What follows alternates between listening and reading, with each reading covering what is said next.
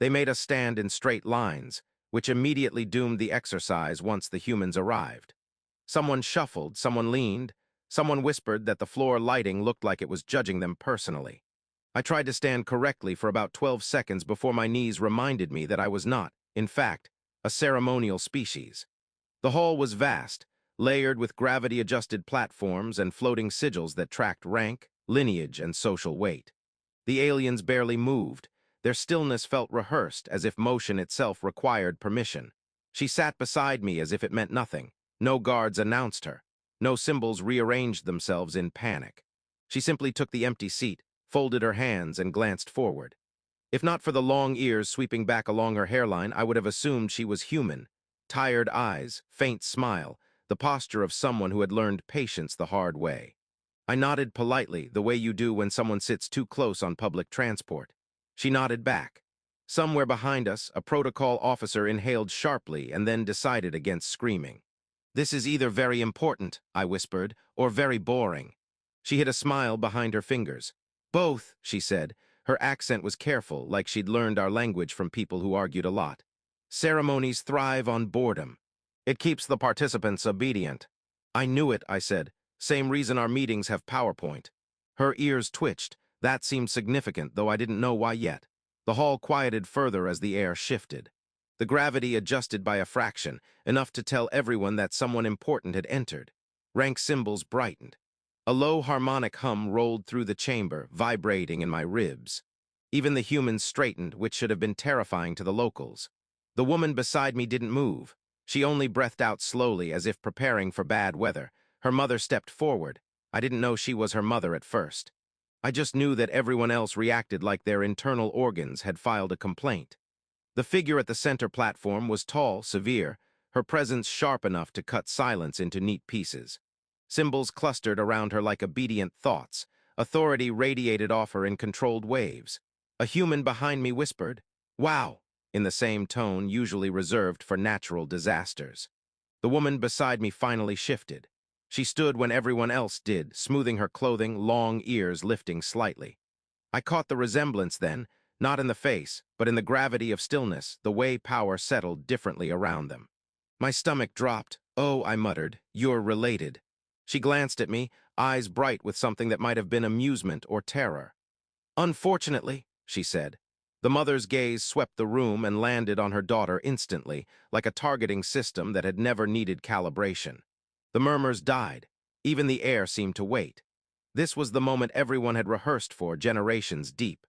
The question was asked, formal and ritualized, translated across a dozen frequencies so no one could pretend misunderstanding later. The girl stepped forward before anyone prompted her. That alone broke 3 minor rules. I expected defiance. A speech, maybe lightning. Instead, she paused just long enough to think, just long enough for the elders to look faint.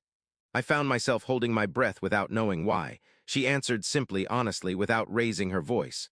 The words carried anyway. A ripple passed through the hall. Symbols flickered. The mother did not interrupt. Behind me, a human whispered, "Huh, that's new." I realized then that this wasn't about rebellion. It was about choice. A concept so small and dangerous it had slipped in unnoticed, carried quietly across stars by people who thought standing in straight lines was optional. And as the girl spoke, long ears steady, voice clear, I understood that whatever followed would not be undone. I also understood belatedly that sitting beside her had never meant nothing at all.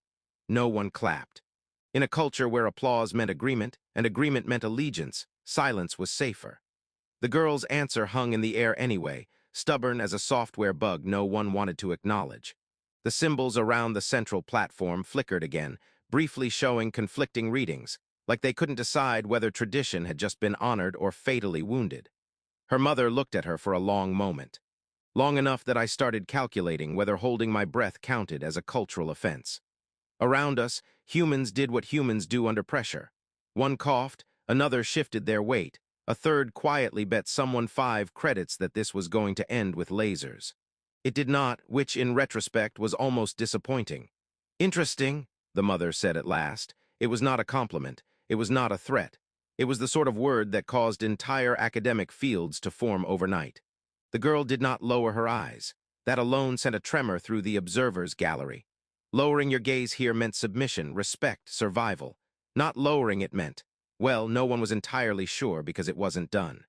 I wondered if she'd practiced this moment, or if it was one of those human ideas she'd picked up accidentally, like sarcasm or the belief that chairs were suggestions. I felt a nudge at my elbow. She had returned to her seat beside me, moving as if the room hadn't just collectively reconsidered its life choices. "Did I answer incorrectly?" she murmured. "Depends," I whispered back. "Are you about to be exiled, promoted, or turned into a historical metaphor?" She smiled faintly. I was hoping for tea. Her mother raised a hand, and the hall rearranged itself. Gravity softened near the center, platforms sliding closer, bringing witnesses into uncomfortable proximity. This was no longer a ceremony. This was an inquiry. I recognized the tone instantly. Humans use it when someone asks why a rule exists and no one remembers the original reason. "You claim autonomy," the mother said, voice calm, dangerous. "Yet you stand within a lineage defined by duty. Explain the contradiction." The girl inhaled. I could almost see the human influence there, not defiance, not rebellion, but explanation. She spoke of choice not as an insult to tradition, but as a refinement. Of how inherited roles meant more when accepted freely. She even made a joke, which I did not expect. "If obedience is valuable," she said, "then surely chosen obedience is worth more than automatic compliance. Otherwise, we're just well-dressed machinery." Someone gasped. Someone else laughed despite themselves.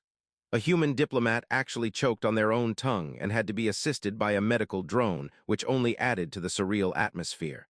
Her mother's expression did something subtle, not softening, recalibrating. Around us, the system struggled. Predictive models failed. Cultural probability matrices spat out errors. This society had prepared for rebellion, for silence, for violence. It had not prepared for a reasonable answer delivered politely, with just enough humor to make punishment feel awkward. I leaned closer to her. "For the record," I said, "if this goes badly, humans are very good at asylum requests." She glanced sideways. "I know," she said. "That's partly why I invited you." "Invited?" She shrugged, ears flicking, sat beside. The inquiry continued, spiraling outward. Elders spoke. Analysts argued. The mother listened. Through it all, the girl remained calm, answering when asked, silent when not. I realized then that she wasn't trying to win. She was letting them see her as a person, not a position. By the time the session adjourned, nothing had been decided, which, judging by the stunned expressions, meant everything had changed. As we stood to leave, the mother's gaze found mine briefly. I had the unsettling feeling of being assessed as a biological anomaly. Later, in the corridor, the girl exhaled deeply. "Well," she said, "that could have gone worse." I laughed. "You just restructured an empire's parenting philosophy." "Yes," she agreed, but no one yelled. We walked on together, leaving behind a society quietly realizing that the most dangerous idea in the room had arrived without rank, sat down politely, and asked to be treated like it mattered. The verdict did not arrive with trumpets or declarations. It arrived the way most real changes do, quietly, disguised as a procedural adjustment no one could quite object to without sounding unreasonable. The council reconvened 3 cycles later. I knew this because a small, hovering device informed me I was legally required to stop pretending I wasn't nervous. The girl, no, not a girl anymore, I corrected myself, sat beside me again. Same seat, same casual posture, different gravity in the room. Her mother stood before us once more, but this time she did not tower, she simply stood. "The inquiry has concluded," she said. "No sanctions will be applied." A murmur rippled through the chamber. No sanctions meant uncertainty. Uncertainty meant freedom, which terrified everyone equally. And someone finally dared.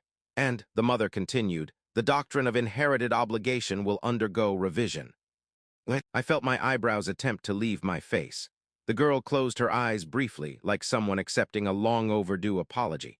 "This revision," the mother said, "will allow for articulated consent in the assumption of role." There it was. Choice, not rebellion, not overthrow, just the option to say yes or no and be believed either way. I leaned toward her. "You just invented adolescence for an entire species." She smiled. "I was aiming for adulthood, but we'll see." The mother's gaze swept the room, lingering on me again. "Human influence has been noted." I raised a hand. In my defense, I mostly taught her how to complain politely and question forms. A few officials laughed before realizing they had done so. It was contagious after that. The formalities dissolved soon after. Delegates dispersed, arguing not about whether change would happen, but how fast they could survive it.